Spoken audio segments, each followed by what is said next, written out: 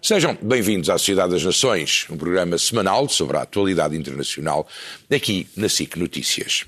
A guerra no sudeste da Ucrânia começou há exatamente um ano e as relações entre a Rússia e o resto do mundo nunca mais voltaram a ser as mesmas. Os defensores da posição de Moscovo dizem que o Kremlin se sente ameaçado pelo alargamento da NATO e da União Europeia para leste.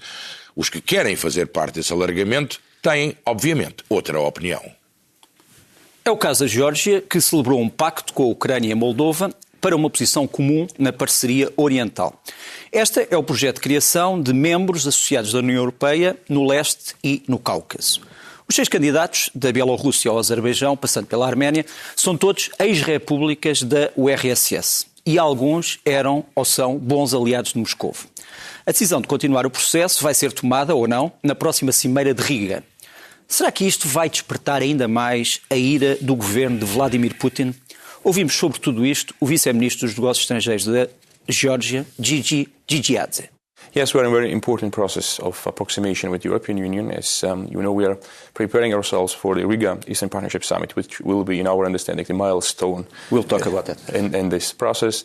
Yes, the situation nevertheless remains very difficult because Russia is occupying currently 2 indigenous parts of Georgia, Abkhazia and Tskhin Valley region, and quite recently, Russia concluded the so-called agreements on alliance and partnership with both of them, which we consider as a creeping annexation of those parts. So Russia continues the same aggressive policy towards its neighbors, Ukraine and Georgia at the same time. And I think this is the main aim of this policy is to somehow halt the process of further integration of those countries into the European sphere.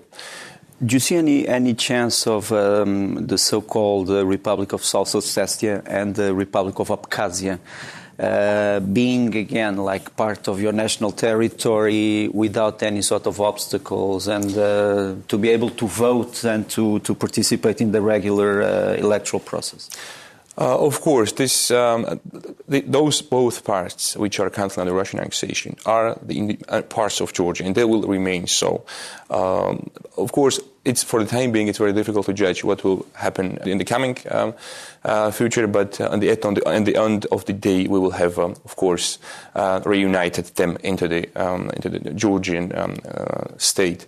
As you know, we have a lot of refugees from both regions. Yes. We have almost 500,000 people from both regions, and there still are internally displaced persons living in the proper Georgian territory. Correct me if I'm wrong, but like half of the population of those territories went away?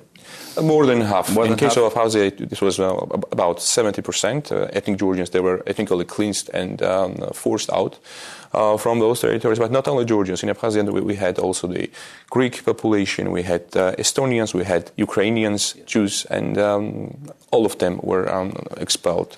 Besides the political initiatives that you are taking in trying to have dialogues with your neighbors, etc., to correct that situation, did you address international courts to denounce what is probably a crime against humanity? Yes, of course. We are constantly speaking with our friends in Europe. We are constantly raising this issue in the international fora, and we are, of course, lawfully proceeding each case. It's a long process, but we have already some good results. You know, the policy which Russia is conducting in Georgia has long history. I mean, it started in the beginning of 90s of the last century. It was it culminated in 2008 when the Russia came in, invaded Georgia, and then occupied those parts. So this is continuation to unlawful policy of Russia. But there was this idea first. It was in certain circles in Moscow. People would say, our Russian problem is not with Georgia, it's with Mr. Saakashvili. But after Mr. Saakashvili went away, they are still there. So is this a problem is it a state policy or is it a personal thing? I think this is the policy of Russia towards Georgia. We have introduced 2 years ago the special bilateral format, in addition to the Geneva International Discussion format, which we have a special representative for Mr. Abashidze, which speaks with the Deputy Foreign Minister of Russia, Mr. Karasin, and we tried to deal in this format the economic issues, humanitarian issues, cultural issues. We achieved some progress, of course, on this way, but politically nothing changed on the ground. On the contrary, we see the strengthening of barbed wire fences and conclusion of so-called agreements with both regions, and creeping annexation goes on, continues. So in political, nothing has changed. How are Georgians that live in Russia, that are also a sizable group, how are they treated? There were some very difficult cases, as you know, in 2006 when... I'm saying now in 2015. And now, many of them have already received the Russian citizenship. They are also financially supporting their families in Georgia and back in Georgia. I think currently they are more or less in a normal situation, I would say. Let's talk about the Eastern Partnership. The Eastern Partnership, for our public, we have to explain that the European Union wants to create a mechanism where it will have increased dialogue, or maybe even more, with 6 what we would call Eastern European and Caucasian countries that, by the way, were all 25 years ago, all members of the Soviet Union, okay, and also after members of the Community of Independent States. And there are such diverse countries as yours, Absolutely. Belarus, Armenia, Azerbaijan, etc. What is the interest of Georgia in this partnership? Yes, very good question. And Georgia is very much interested in continuing the cooperation with the European Union. We, together with Moldova and Ukraine, signed the association agreement and became associated partners of the European Union.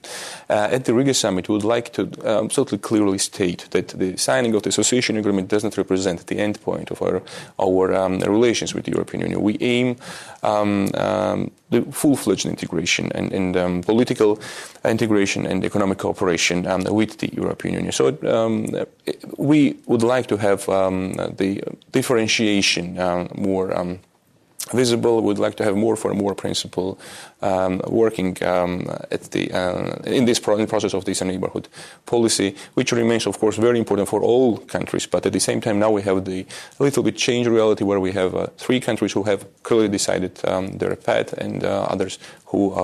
Well, why did you select Ukraine and Moldova as special partners? Because you are all Black Sea countries, because you have the same problems with Russia? Yes, because of many things. Of course, you mentioned some very important reasons. Because you are 3 countries that have parts of their territory occupied.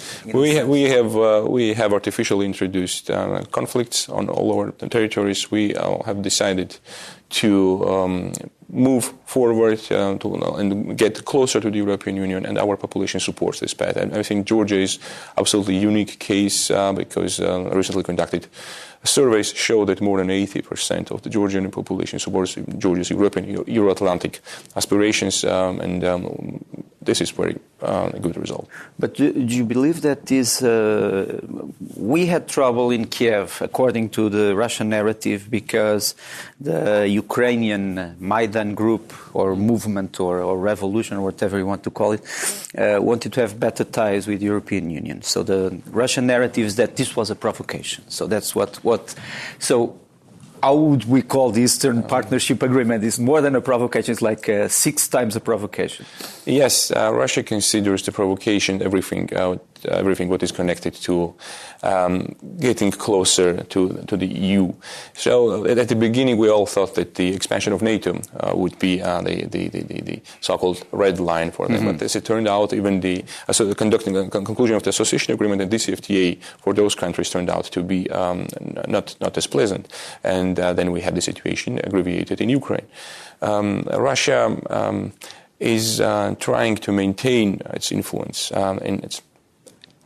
in its neighborhood and its so-called, as you mentioned, former Soviet republics, and really is not pleased with our wish to join the European nations as soon as possible. Are you worried as a diplomat, and as you were posted in lots of places in Greece, you were posted in Germany, you had like a distinguished diplomatic career, so you live with international law in your hands, right? Are you aware that this discourse of spheres of influence, zones of influence, is a preparation for a total violation of borders, state sovereignty, and international law? I think the violation of international law and drawing the new lines is already taking place in Europe, and very unfortunately, we are facing that. You are one of the victims. Yes, with Ukraine and Georgia are the victims, and when we face today that Crimea has been annexed, and when we see that Abkhazia and South Ossetia are being also on the same approach with the same policy, of course, we are witnessing the violation of international law, which should not be accepted from the European Union.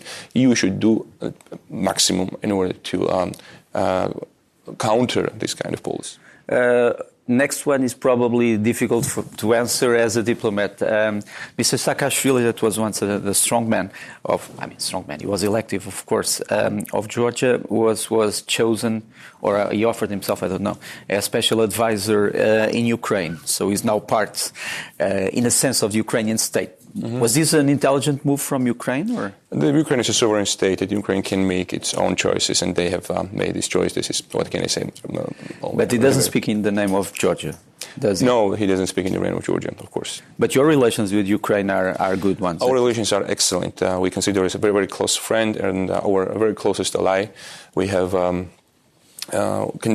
recently conducted a trilateral meeting in Georgia, the Ukraine, Moldova, and Georgia, and on the levels of deputy ministers, and we endorsed the joint document, a joint vision for the Rigis summit, which also sets forth our common understanding what should we expect from the coming Eastern Partnership Summit. Some years ago, so we are already 7 years since your war with Russia, the so-called five days war. So 1 day less than the 6-day war between Israel and the Arab states. So let's say a five days war that produced hundreds of thousands of refugees. How did you manage to recover economically from that time? First of all, we received huge assistance from our American friends, from our European friends, which helped us a lot from the beginning of this period. And it was a very difficult period in the world. If you remember, it was a world crisis coming in. So it was very difficult, but with the huge assistance of our partners in Europe, we managed to overcome this crisis. Georgia is very important. Georgia pays very huge importance to developing of the economic relations with all its neighbors, and especially I would like to underline this signing of the association agreement with the deep and comprehensive free trade area is very important, and the DCFTA has been preliminary already enforced since 1st of September, and we have very good results in terms of bilateral trade with the European Union. For the first 4 months of this year, we have 30% growth of bilateral trade, which is very good result. Talking about economic, but talking about strategic matters, Georgia is in a crucial place. Absolutely. When we talk about energy. We have, as you know, several competing strategies for energy in Europe. I mean, there is a Russian strategy, there is a Turkish strategy, there is an Iranian strategy, there is a Nordic strategy. So you have lots of strategies. We don't know if they are all compatible. Where does Georgia stand? I mean, is Georgia seeing itself as a point of passage of energy, a creator of energy, a retransmitter of energy? How would you see it in that grand scheme of things? Absolutely. We consider ourselves as a very important point in the whole theater of the Caucasus, because Georgia is currently giving the floor for 3 pipelines, and the fourth pipeline is coming, which will be the South Caucasus pipeline connecting the TANAP and TAP pipelines, and it will Georgia's importance as a hub is growing, and we are very glad to see this. Of course, we would like to see that all the countries enjoy the benefits from this, and we have excellent cooperation with Azerbaijan, with Turkey, and by the end of the year we will be opening the Baku-Tbilisi-Kars railway, which will be also an additional additionally beneficial for the countries of the region, and will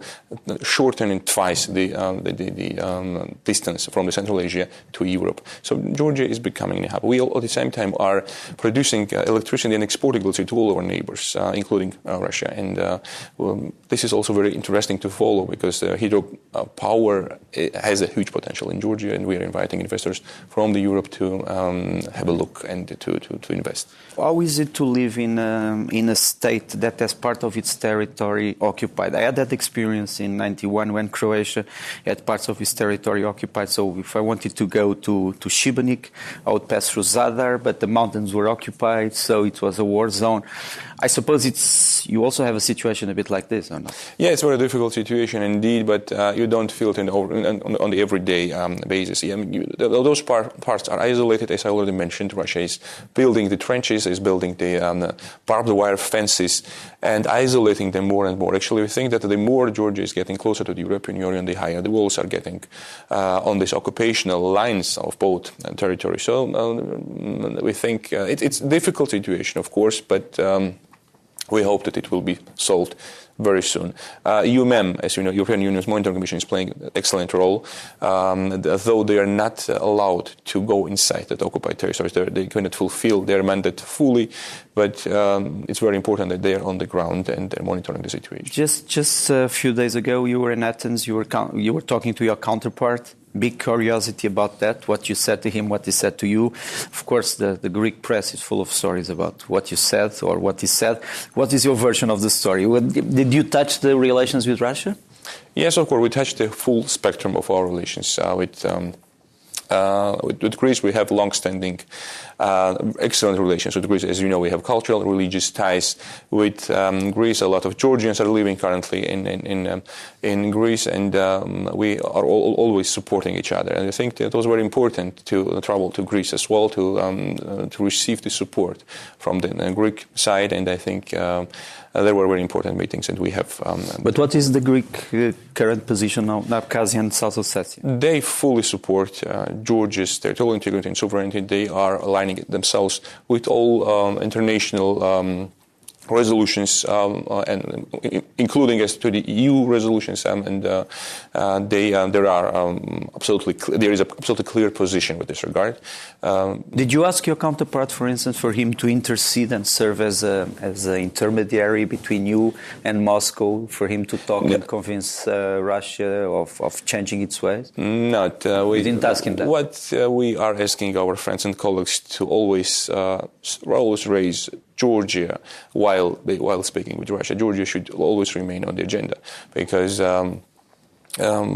in the current situation, when we have a much severe, the problems in the eastern part of the Europe, somehow the impression shouldn't be that Georgia is being forgotten. Of course, Georgia should remain on the agenda of the European Union and leaders, and everyone who is speaking with Russia should always remind them that an unlawful situation in Georgia cannot continue. By observing Russian reality, do you see any possibility of a change of ways inside of Russia, either because of pressures from society, civil society, because of pressures from individuals? Do you see any change? Is there really anything moving? I think for the time being, we don't see any signs of change, but I think the civil society will become stronger, and somewhere in the time there might be changes. Of course, everything should. Everything will take time. It will not be overnight, but I think good changes will follow, definitely.